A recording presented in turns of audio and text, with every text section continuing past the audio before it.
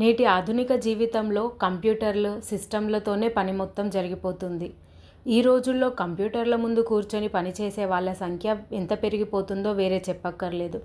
కానీ దీనివల్ల ఊహించని సమస్యలు ఎదుర్కోవాల్సి వస్తుంది. ముఖ్యంగా గంటల తరబడి కుర్చీలో అలాగే కూర్చొని పనిచేయడం వల్ల మన ఆరోగ్యానికి మనమే ఏరికోరి నష్టం కలిగించుకుంటున్నాం. ఆరోగ్య నిపుణులు అధ్యయనం చేసి మరీ చెబుతున్న మాట ఇది. కుర్చీపై లాంగ్ టైం కూర్చొని పనిచేయడం వల్ల వెన్ను, మెడ నొప్పి వస్తుంది. వెన్నుముకపై ఒత్తిడి పెరగడం, భుజాల్లో దృఢత్వం క్షీణించడం వంటి సమస్యలు తలెత్తుతాయి. సుదీర్ఘకాలం అలాగే పనిచేయడం వల్ల ఈ అనారోగ్యాలు శాశ్వత సమస్యగా మారుతాయి. ఇక ఎక్కువసేపు కుర్చీని వాడటం వల్ల మనిషి శరీరంలో క్యాలరీలు ఖర్చు కావడం తగ్గిపోతుంది. దీనివల్ల ఒబేసిటీ సమస్యలు పెరుగుతాయి.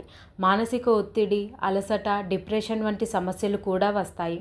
దీనివల్ల లైఫ్ స్టైల్, మొటాలిటీపై కూడా దుష్ప్రభావం పడే ప్రమాదం ఉంటుంది.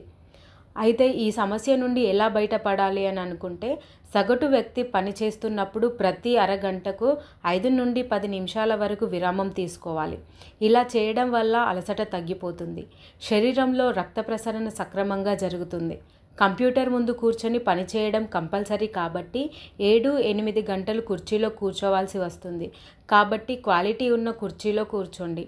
ఇది మీ వెన్నుముకకు మంచి సపోర్ట్ ఇచ్చేలా ఉండేలా చూసుకోండి. అటు ఎత్తుగా, ఇటు కిందికి దిగబడి ఉండని కుర్చీలని ప్రిఫర్ చేయండి. కుర్చీలో కూర్చుంటే మీ అరికాళ్ళు నేలను తాకేలా కుర్చీని సెట్ చేసుకోండి. పని చేసేటప్పుడు నీరు తాగుతూ ఉండడం అన్నిటికంటే ముఖ్యం.